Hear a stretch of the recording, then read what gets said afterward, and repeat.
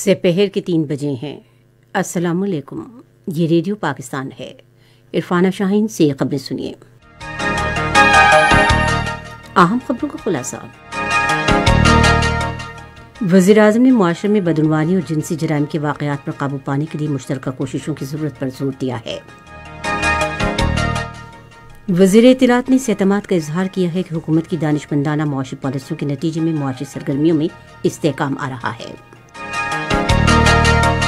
National command and operation centre کے chairman نے عوام پر زور دیا ہے کہ وہ اومیکرون سے متاثرہ مریضوں کی بڑھتی ہوئی تعداد کے پیش نظر کورونا وائرس سے بچاؤ سے متعلق احتیاطی تدابیر پر سختی سے عمل کریں۔ پاکستان براڈ کاسٹنگ کارپوریشن کے ڈائریکٹر جنرل نے کہا ہے کہ ریڈیو پاکستان قومی اور عالمی سطح پر ملک کے مثبت تشخص کو فروغ دینے کے لیے مؤثر کردار ادا کر رہا ہے۔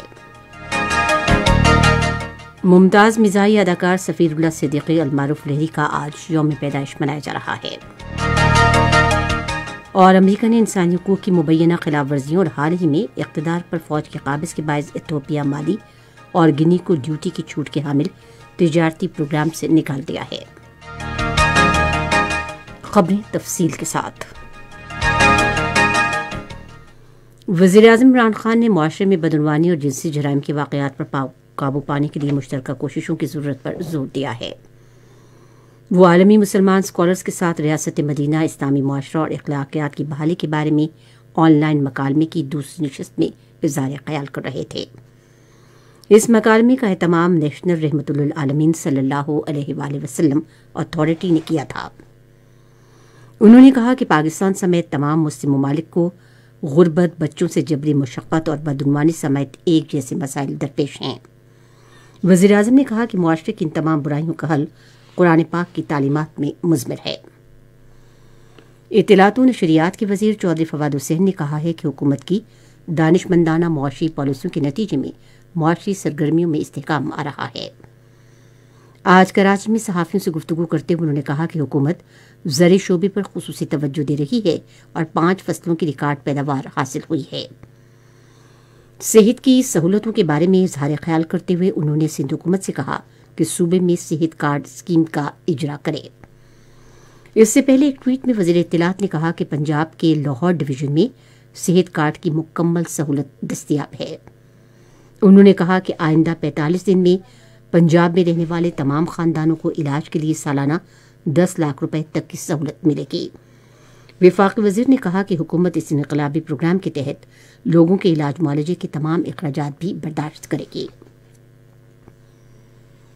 National command and operation centre کے چیئرمین اسد عمر نے عوام پر زور دیا ہے کہ وہ اومیکرون کے مریضوں کی بڑھتی ہوئی تعداد کے پیش نظر احتیاطی تدابیر پر سختی سے عمل کریں۔ آج ایک ٹویٹ میں انہوں نے کہا کہ کروموسومز کی ساخت کا تعین ملک خصوصاً کراچی میں اومیکرون کے کیسز میں مسلسل اضافے کو ظاہر کر رہا ہے۔ چیئرمین نے کہا کہ ماسک پہننا بہترین تحفظ ہے۔ پنجاب کی وزیر صحت ڈاکٹر یاسمین راشد نے آج لاہور میں ایک نیوز کانفرنس سے خطاب کرتے ہوئے کہا کہ صوبے کے عوام کو صحت کی سہولتیں فراہم کرنے کے لیے نیا پاکستان صحت کارڈ اپلیکیشن کا اجرا کر دیا گیا ہے۔ انہوں نے کہا کہ اس سہولت سے فائدہ اٹھانے کے لیے شہریوں کا نادرا میں ریکارڈ ہونا ضروری ہے۔ صوبائی وزیر نے کہا کہ صحت کارڈ کے ذریعے مریض نجی اور سرکاری ہسپتالوں سے علاج کروا سکیں گے۔ ملک بھر میں گزشتہ 24 گھنٹے کے دوران کورونا سے متاثرہ 8 افراد جاں بحق ہوئے جبکہ 594 افراد میں وائرس کی تشخیص ہوئی ہے۔ National command and operation centre نے آج ایک ٹویٹ میں کہا کہ اس عرصے میں 45,585 افراد کے ٹیسٹ کیے گئے اور مثبت کیسز کی شرح 1.3% رہی۔ وائرس سے متاثرہ 637 مریضوں کی حالت تشویشناک ہے۔ پنجاب کے گورنر چودھری محمد سرور نے کہا ہے کہ پاکستان دہشت گردی کے خاتمے اور افغانستان میں امن استحکام کے فروغ میں اہم کردار ادا کر رہا ہے۔ وہ برطانوی تجارتی بورڈ کے رکن لارڈ ڈینیل ہینان سے گفتگو کر رہے تھے، جنہوں نے آج اسلام آباد میں ان سے ملاقات کی۔ انہوں نے کہا کہ غربت اور بے روزگاری کے خاتمے سے جنگ سے تباہ حال ملک میں امن و استحکام کے قیام میں مدد ملے گی۔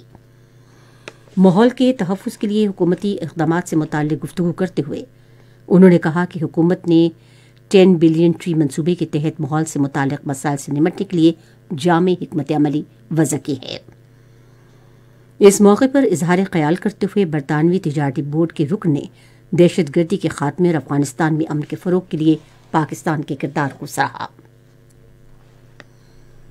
اطلاعات کے بارے میں وزیر اعلیٰ پنجاب کے معاون خصوصی حسان خاور نے کہا ہے کہ لوگوں کا معیار زندگی بہتر بنانے کے لیے مربوط اقدامات کیے جا رہے ہیں۔ آج لاہور میں ایک تقریب سے خطاب کرتے ہوئے انہوں نے کہا کہ حکومت نوجوانوں میں کھیلوں کی سرگرمیوں کے فروغ پر خصوصی توجہ دے رہی ہے۔ پاکستان کے بحری جنگی جہاز تبوک نے علاقائی سمندر کی حفاظتی گشت کے دوران عمان کی بندرگاہ ڈوگام کا دورہ کیا۔ پاکستان بحریہ کے مطابق بندرگاہ پر عمان بحریہ کے عہدیداروں اور پاکستانی سفارت خانے کے اعلیٰ افسروں نے جہاز کا خیر مقدم کیا۔ اس موقع پر جہاز کے کمانڈنگ افسر نے عمان کے حکام سے ملاقات کی اور دو طرفہ بحری تعاون سے متعلق امور پر تبادلہ خیال کیا۔ یہ خبریں آپ ریڈیو پاکستان سے سن رہے ہیں۔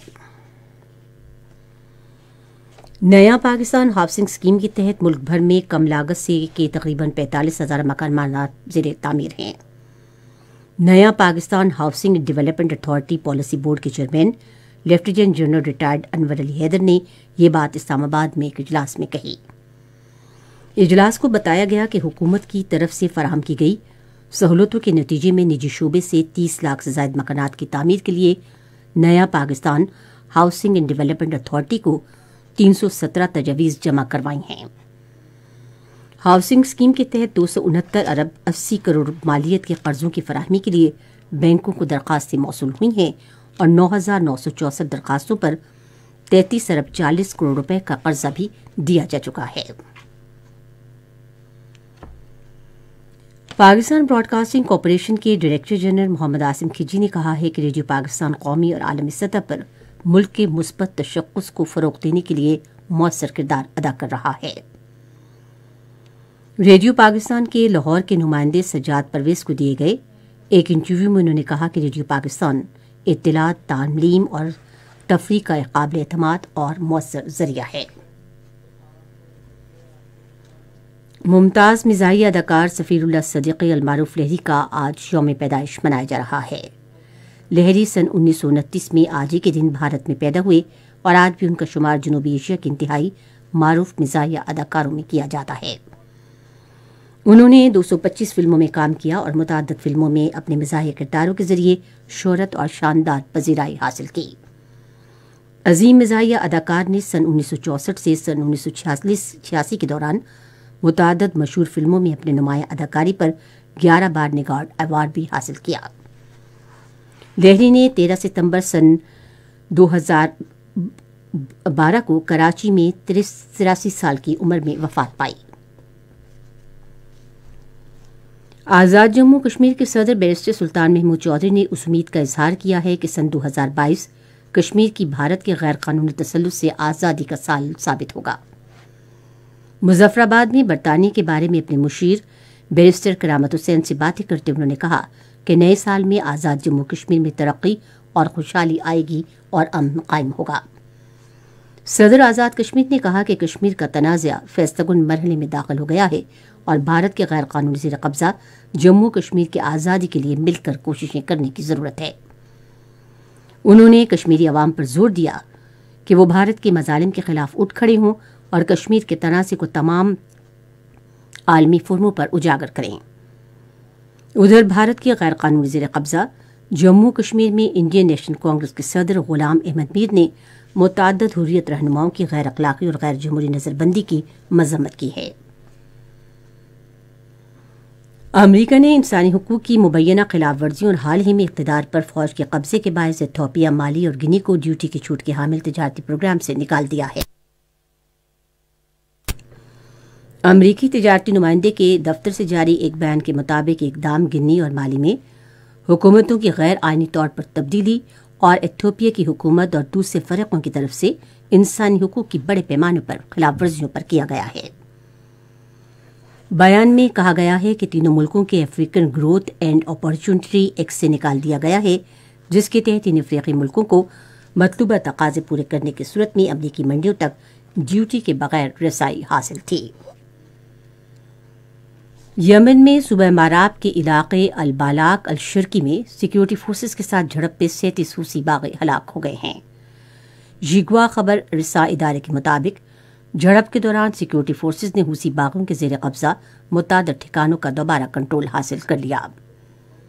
ادھر سعودی عرب کے زیر کمان عرب اتحاد نے، جسے یمن کی سرکاری فوج کی حمایت بھی حاصل ہے، ماراب میں 23 فضائی حملوں میں 160 حوثی باغیوں کو ہلاک اور ان کے زیر استعمال 17 گاڑیوں کو تباہ کر دیا۔ محکمہ موسمیات کی پیشگوئی کے مطابق آئندہ 12 گھنٹے کے دوران ملک کے بیشتر حصوں میں مطلع جزوی طور پر ابر آلود رہے گا، تاہم شمالی اور شمال مغربی بلوچستان، بالائے خیبر پختونخوا، گلگت بلتستان اور کشمیر میں بارش اور برف باری متوقع ہے۔ آج ریکارڈ کیا گیا بعض بڑے شہروں کا درجہ حرارت اسلام آباد اور لاہور 20، کراچی 24، پشاور 19، کوئٹہ 14، گلگت 6، مری 10 اور مظفر آباد 15 ڈگری سینٹی گریڈ۔ خبریں ختم ہوئیں۔ مزید خبروں اور تجزیوں کے لیے ہماری ویب سائٹ ہے radio.gov.pk اور فیس بک کے link radio Pakistan news official پر آپ ہماری ان خبروں کی براہ راست ویڈیو اسٹریمنگ بھی ملاحظہ کر سکتے ہیں۔